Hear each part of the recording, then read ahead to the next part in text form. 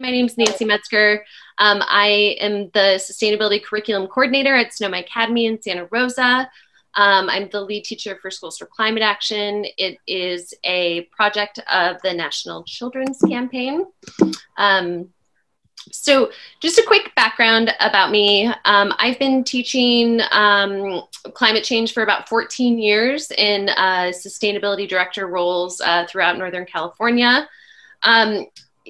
In like the mid 2000s, right? Like I was really focused on curriculum that was looking at like helping students, figure out their carbon footprint and creating composting and recycling programs and looking at electric cars. And my approach to climate education has really evolved since then. And it evolved mostly due to the IPCC report that came out in 2018, which basically said, the time for incremental climate action has really passed. And now we've really entered this place of like mass systemic change that needs to happen. So, I started just rethinking my way of wanting to address this with students. And I also felt that when I was focusing on carbon footprints, when I would mention, eating a vegetarian diet or driving an electric car, I would look at students who,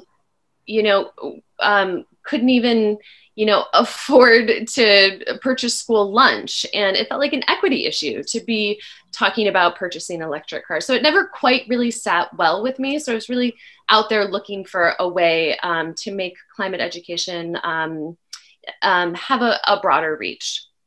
And my students, after the IPCC reports, started seeing, these news reports. You probably saw them as well.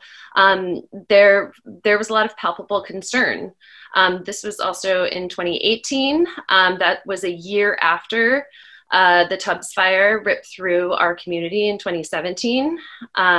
It destroyed multiple homes of students in our community. It was a massive disaster. 2018, the Camp Fire up in Paradise, the smoke closed our school for about 2 weeks. 2019, the Kincaid Fire, again, we had to evacuate.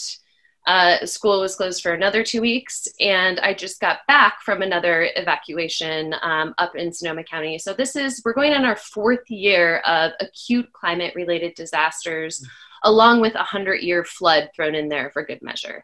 So we are impacted by the climate crisis. It's very palpable in our community. Like climate change is here, it's happening now. It's not really an abstract concept for our community anymore. So again, I went back, I was looking for a way to really like address like how can I make it bigger? And I met Park Guthrie. He is a local teacher here in Sonoma County. And this is him actually a couple days after the Tubbs fire, meeting with, going to speak with the Sonoma County Board of Education to ask them to pass a climate change resolution calling for bold congressional action and acknowledging that climate change is a generational justice and an equity issue. And so the focus of Schools for Climate Action is really looking at like, how can we get the education sector to protect students by really speaking up for climate justice? They're, the #1 goal of school boards and teachers is to keep students safe.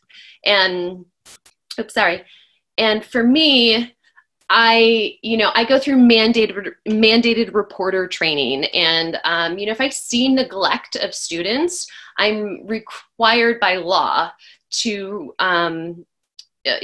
report it. And I really feel like the neglect of our climate and the way it's impacting my students on a physical level, especially on a mental health level, and then looking into their future is huge. So the reason why we focus on getting school boards and educational sector organizations to pass resolutions is because they can really speak up and protect and call out the need for climate action on a large scale.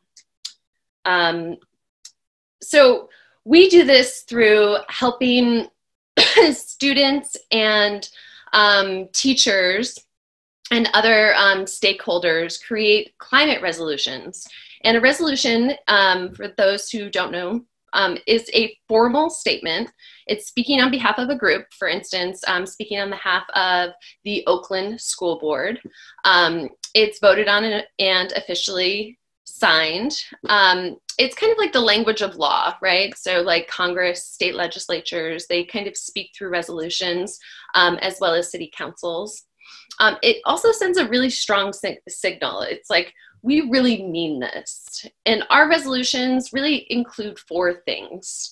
The idea behind them is to drive a paradigm shift so that education leaders recognize climate change as a generational justice and so important to acknowledge that it's an equity issue.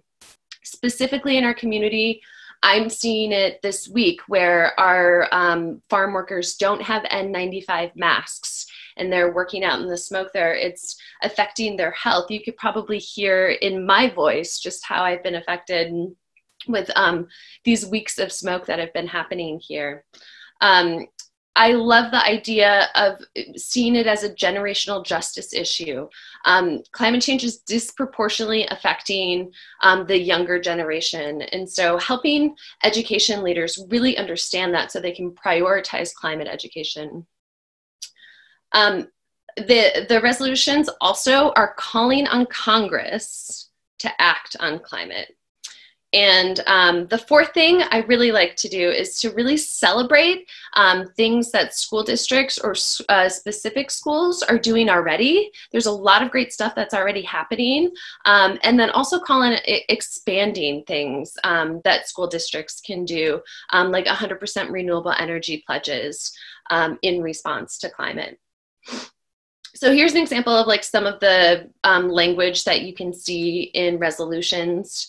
The whereas statements sort of like lay out the case.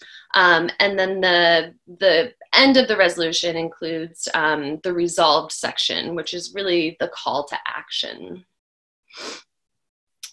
So who can pass a climate resolution? So we have resolutions from student councils, eco clubs. One school in Oakland passed a resolution that was voted on by the entire student body. School boards, like I mentioned, or for independent schools, board of trustees, and then state and national associations. For example, students worked with the California Association of School Psychologists to pass a climate resolution calling on Congress to act as well.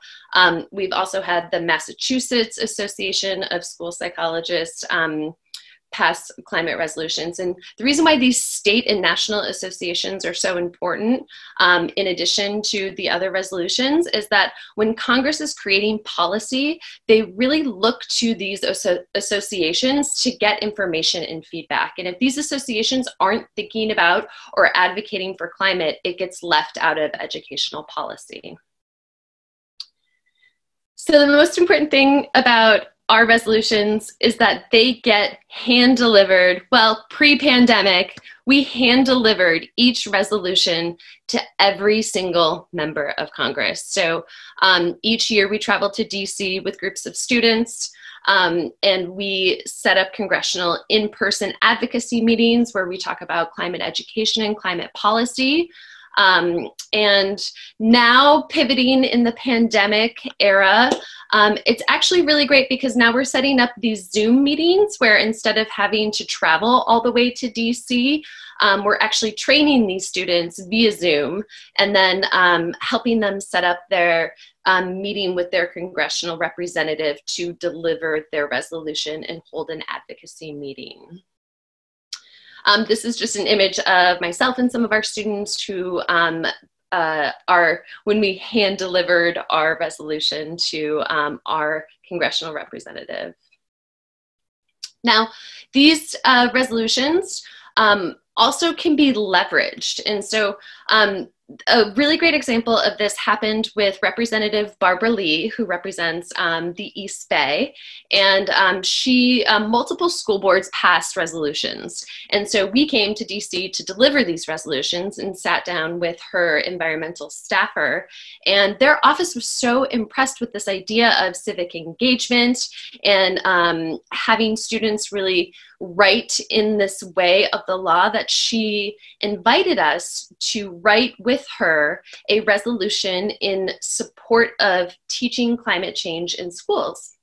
And so with her, we wrote House Resolution 574, supporting the teaching of climate change in schools, which was introduced into the House last year. And I believe it has up to 49 co-sponsors right now.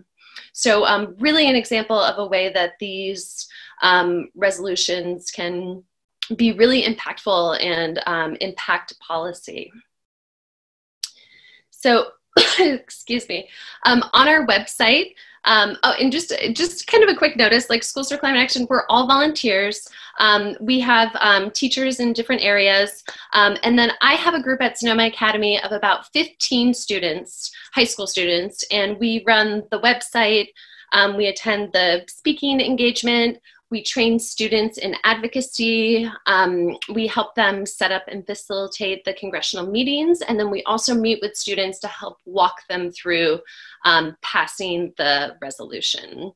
So on our website, you'll see lots of different resources for you to use.